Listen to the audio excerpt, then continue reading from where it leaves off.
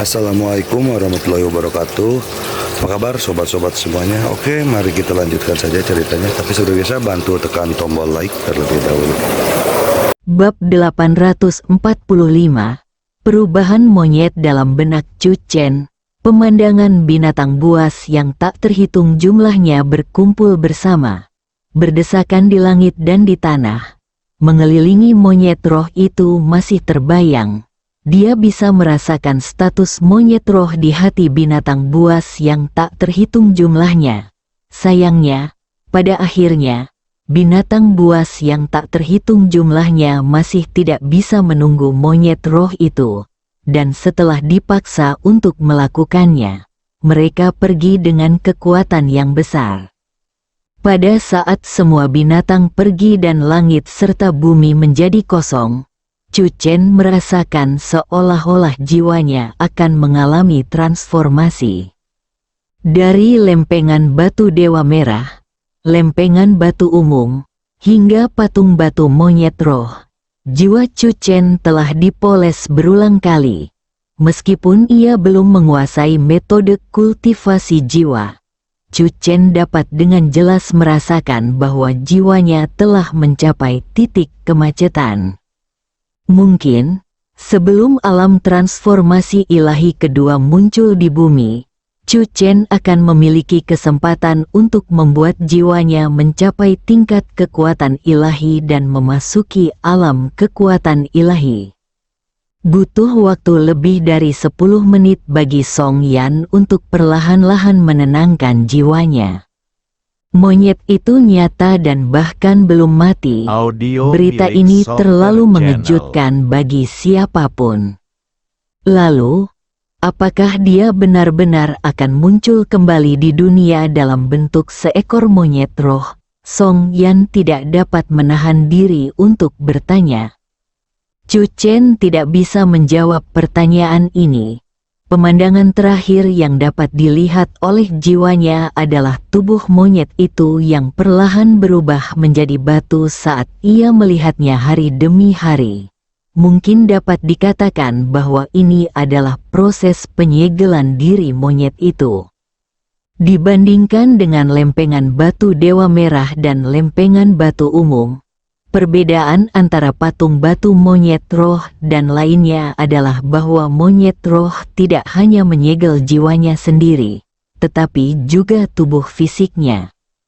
Adapun Dewa Merah dan Jenderal Heng Dao, jasad mereka telah hilang dalam sungai sejarah yang panjang, tetapi jiwa mereka masih ada di lempengan batu, jadi mereka tidak dapat dianggap benar-benar mati. Jika ada kesempatan, jiwa mereka dapat mengambil alih jasad mereka dan dibangkitkan kapan saja. Memikirkan hal ini, tubuh Chu Chen bergetar tanpa sadar. Ini sama saja dengan dia membawa 2 prajurit kuat dari era prajurit kuno bersamanya, dan mereka bahkan bisa keluar kapan saja dan mengambil alih tubuhnya. Seharusnya tidak sesederhana itu, pikir Chu Chen dalam hati sambil menarik napas dalam-dalam. Setelah dia melihat rahasia lempengan batu sampai titik ini, Chu Chen merasa bahwa dia sudah sangat dekat dengan kebenaran akhir. Berbaring di tempat tidur, Chu Chen masih belum bisa tenang. Hanya dalam beberapa jam di dunia luar, dia hampir menyelesaikan umur panjang monyet, yang jelas bukan sesuatu yang bisa dijelaskan dalam beberapa kata kepada Song Yan. Ia bahkan melihat proses kultivasi monyet tersebut. Ia melihat kekuatan magis monyet tersebut untuk berubah menjadi manusia. Ia akhirnya dapat berubah menjadi patung batu karena memiliki kekuatan magis tersebut. Sayangnya, Chu Chen hanya melewatkan prosesnya seperti tayangan slide dan tidak mampu benar-benar memahami kekuatan magis monyet roh. Dia juga menyaksikan sendiri kesengsaraan monyet itu. Dan lebih dari sekali, Dewa Merah juga mengalami kesengsaraan. Tetapi guntur kesengsaraan itu tampaknya menyambar ke arah Chu Chen. membuatnya mustahil bagi Chu Chen untuk menghargai proses kesengsaraan yang mewakili puncak era prajurit kuno. Setelah monyet roh itu melewati kesengsaraan berkali-kali, Chu Chen menduga bahwa kekuatannya pasti berada di puncak era prajurit kuno. Lagi pula, hanya satu orang yang muncul saat itu, Qin Yu, yang melintasi alam kesengsaraan, merobek kehampaan, dan menemukan Qin Jie. Orang terkuat di bawah Qin Yu berada di alam kesengsaraan. Jika kera roh itu juga pergi ke alam Qin pada waktu itu, mungkin dia sudah melampaui alam kesengsaraan sekarang. Sayangnya, ini adalah monyet yang sedang jatuh cinta. Chu Chen punya tebakan lain di benaknya. Qin Yu telah mengekstrak semua energi spiritual yang tersisa di bumi dan menyegelnya. Energi spiritual global menghilang. Karena alasan khusus, orang-orang kuat yang tidak meninggalkan bumi harus memilih untuk menyegel diri mereka sendiri jika mereka ingin bertahan hidup. Seperti Dewa Merah, seperti seorang jenderal yang menghunus pedang. Tetapi tidak seorang pun dapat meninggalkan tubuhnya. Jika memang demikian, berapa banyak lempengan batu serupa yang ada di bumi saat ini? Chu Chen tidak dapat membayangkannya. Banyak kemungkinan terlintas dalam pikirannya. Saya malah berpikir, setelah energi spiritualnya pulih, apakah jiwa orang kuat terdahulu itu benar-benar sudah terbangun dan menyelesaikan proses pengambilalihan tubuh yang lain?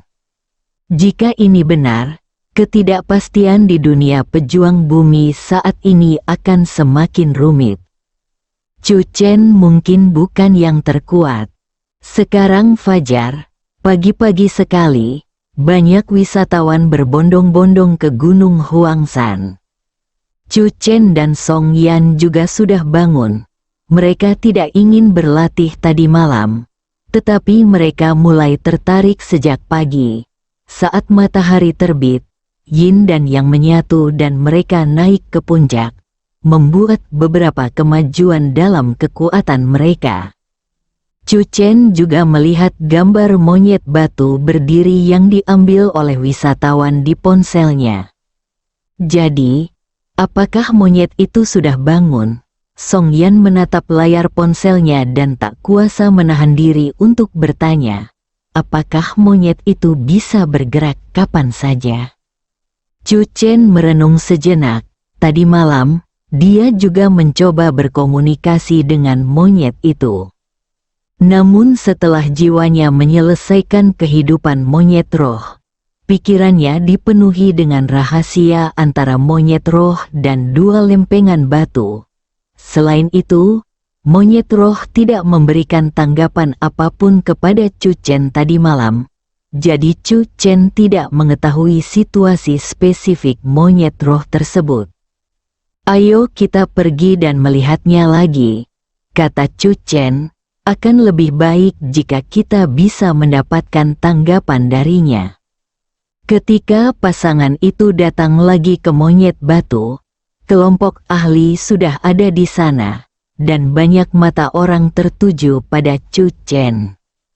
Mereka sudah sangat bingung dengan perilaku aneh Tuan Chu tadi malam, dan mereka tidak tahu apa yang akan dilakukan Tuan Chu hari ini. Kerumunan di kejauhan juga meneriakkan, "Pahlawan Chu." Chu Chen datang di depan monyet batu, monyet senior. Jiwa Chu Chen segera mencoba berkomunikasi dengan monyet roh. Selama dia dapat berkomunikasi dengan monyet roh, semua keraguan di benaknya tentang era prajurit kuno akan teratasi. Sayangnya, segala sesuatunya tidak selalu berjalan sesuai keinginan kita. Monyet roh itu tidak memberi tanggapan apapun kepada Chu Chen. Waktu siang, jumlah wisatawan berangsur-angsur menurun. Di era ledakan informasi ini, antusiasme orang terhadap hal-hal baru terlalu singkat. Selain itu, Mutasi baru telah terjadi di seluruh negeri, tetapi tidak ada perubahan baru pada monyet batu Huangsan. Banyak orang datang dengan harapan tinggi tetapi pulang dengan kekecewaan. Saat senja, setelah Chu Chen gagal berkomunikasi dengan monyet roh itu lagi, dia tidak punya pilihan selain pergi. Sebelum Chu Chen pergi, kelompok ahli itu menanyakan pendapat Chu Chen. Chu Chen hanya bisa berkata bahwa dia tidak menemukan sesuatu yang aneh pada monyet batu itu. Bahkan Guru Chu mulai berbicara, dan minat para wisatawan pun semakin memudar. Setelah Chu Chen pergi, tidak hanya sejumlah besar wisatawan turun gunung, tetapi sebagian besar kelompok ahli juga mengundurkan diri. Hanya monyet batu yang masih menatap ke kejauhan, tidak berubah selama 1000 tahun. Di dalam taksi, Song Yan tampak sedikit linglung. Chu Chen juga menyadarinya, dan memegang tangan Song Yan sambil tersenyum dan berkata, "Apakah kamu kangen rumah? Kita akan pulang dalam beberapa jam." Kali ini, Chu Chen dan Song Yan tidak terbang langsung ke Beijing. Tujuan mereka adalah Bandara Yangcheng Baiyun. Bawa Song Yan kembali ke rumah orang tuanya. Song Yan menggelengkan kepalanya, tampak ingin mengatakan sesuatu tetapi menghentikannya.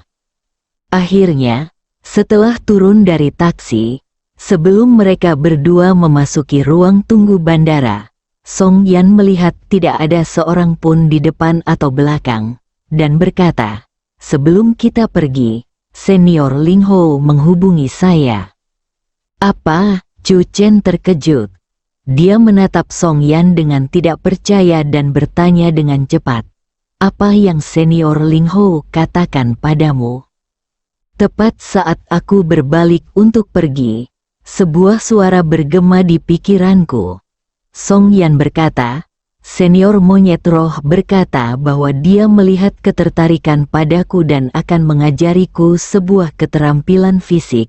Setelah itu, sebuah keterampilan fisik muncul di pikiranku, yang disebut 100 perubahan monyet roh.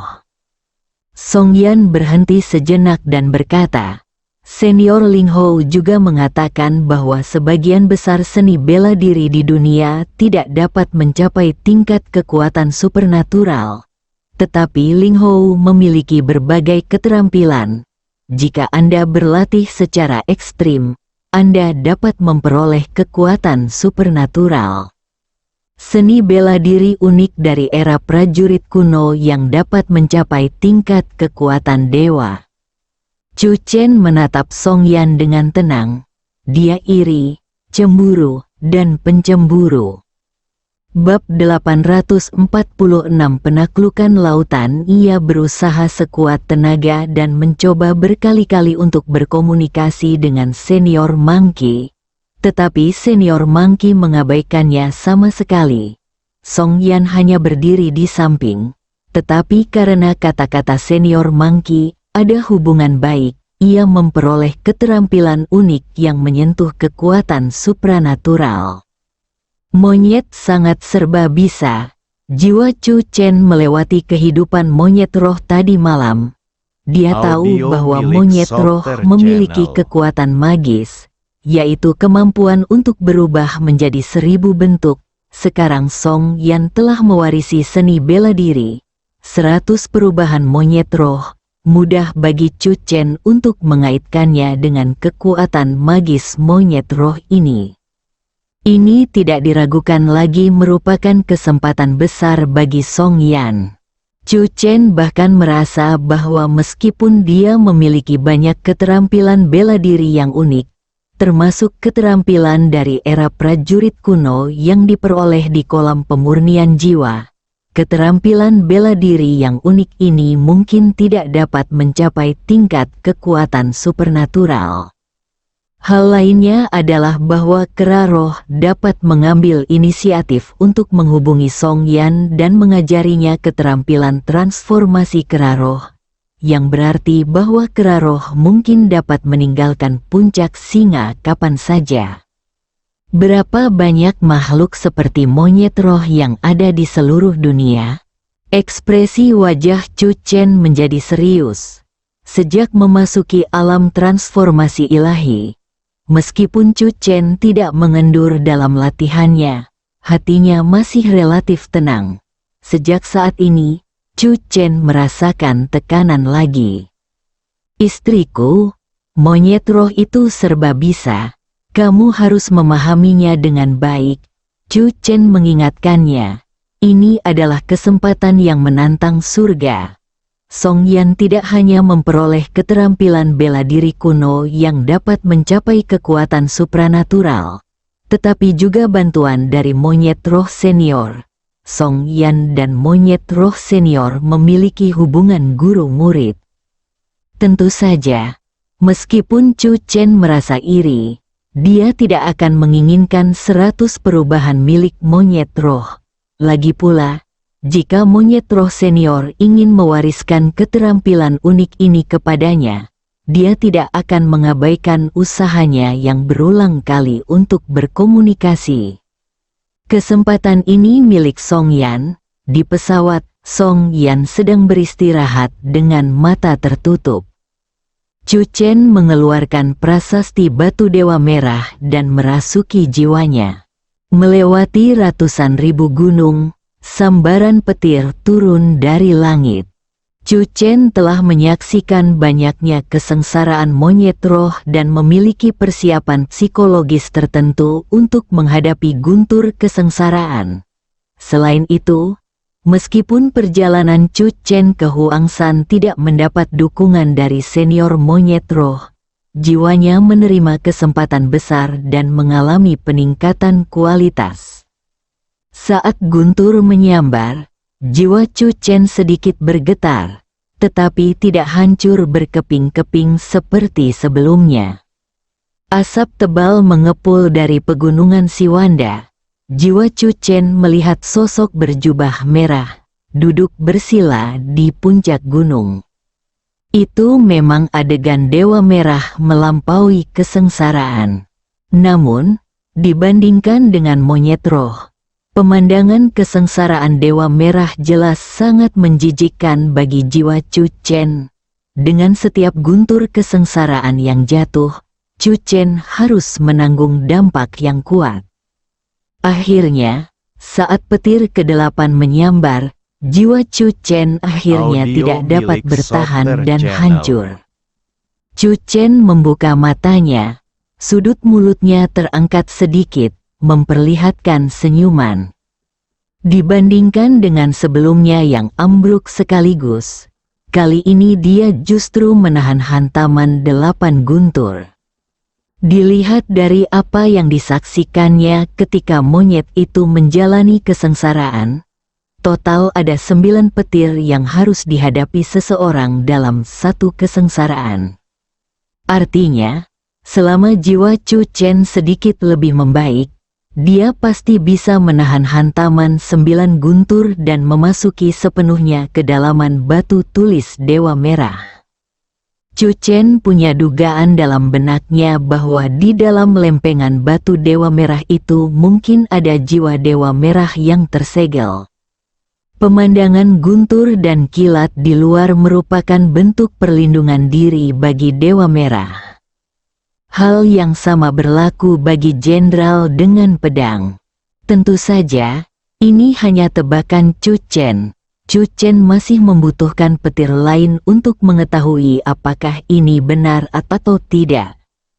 Saat senja, saat pesawat yang ditumpangi Chu Chen dan istrinya masih terbang, terjadi lagi kejadian yang menggemparkan dunia. Sekali lagi, itu berasal dari karya pencuri besar Huoyan. Sebuah peta kuno yang diduga sebagai peta harta karun ditemukan dari reruntuhan peradaban prajurit kuno di suatu tempat di Amerika. Peta tersebut langsung dikendalikan oleh Vulcan Bureau, tetapi dicuri dalam semalam, meninggalkan jejak pencuri hebat Fire Swallow di tempat kejadian. Hal ini menimbulkan sensasi di seluruh internet. Pencuri burung walet api telah beraksi lagi.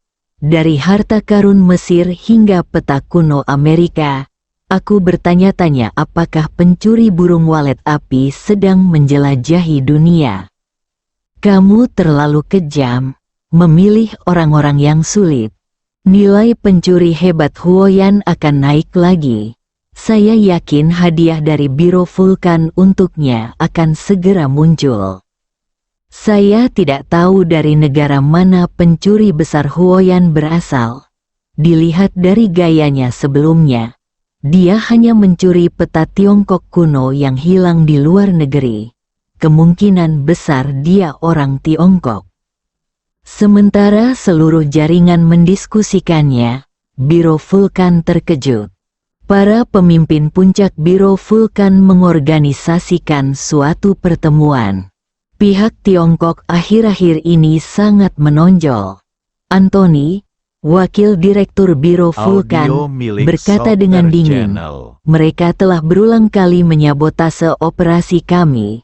Kegagalan dalam insiden burung monster India telah menyebabkan kami kehilangan 2 pemimpin tim gen tingkat S. Sekarang bahkan pencuri besar Huoyan tidak menganggap serius Biro Vulkan. Kita harus mengerahkan semua kekuatan untuk melakukan pencarian menyeluruh terhadap keberadaan pencuri besar Huoyan. Kazia hanya menghilang. Dia mungkin bersembunyi di Cina.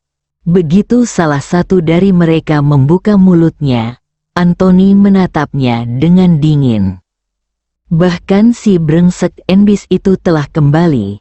Jika tidak terjadi apa-apa pada Kazia, bagaimana mungkin dia tidak kembali? Mengenai mengintai, itu bahkan lebih mustahil. Jika dia mengintai, dia tidak akan menghubungi kita. Dari semua tanda, bahkan jika Kazia tidak mati, dia pasti telah jatuh ke tangan Biro Operasi Khusus Cina. Jika kita ingin menyelamatkannya, kita perlu menekan Biro Operasi Khusus di suatu tempat. Ini adalah isi pertama dari pertemuanku hari ini. Anthony melihat sekeliling dan berkata, meskipun rencana Moange untuk mengendalikan kawanan burung aneh itu gagal, kemampuan Moange untuk mengendalikan binatang buas itu telah mengalami terobosan dalam beberapa hari terakhir. Oleh karena itu, kita harus menjalankan rencana baru. Nama kode operasinya adalah Penaklukan Laut. Begitu kata-kata itu diucapkan, semua orang di ruang konferensi langsung mengerti apa yang dimaksud Anthony. Kita akan menggunakan kelompok kehidupan laut yang bermutasi untuk memengaruhi garis pantai Cina. Keuntungan terbesar kita sekarang adalah mereka tidak dapat mengendalikan kelompok kehidupan laut yang bermutasi. Sekarang lebih dari 80% negara dan wilayah dengan garis pantai di dunia sering diserang oleh kelompok kehidupan laut yang bermutasi. Jadi, bahkan jika kehidupan laut tiba-tiba memusatkan kekuatannya untuk menyerang garis pantai Tiongkok, itu hanya akan menjadi fenomena aneh di mata dunia luar dan tidak ada hubungannya dengan Biro Vulkan kita. Data menunjukkan bahwa jumlah dan jenis mutasi biologis laut jauh melebihi yang ada di daratan. Jika kita dapat menggunakan kekuatan ini, kita pasti akan dapat menimbulkan masalah besar bagi Departemen Operasi Khusus Tiongkok. Tak lama kemudian, rencana penaklukan lautan Anthony disahkan dengan suara bulat. Wiggins, rencana penaklukan lautan sekarang ada di tanganmu. Anthony berkata dengan suara berat. Moange sudah bersiap di laut. Wiggins adalah veteran Vulkan Biuro. Dia penuh percaya diri saat ini. Jangan khawatir, dalam 3 hari, aku akan membuat garis pantai Tiongkok gelisah, bersambung.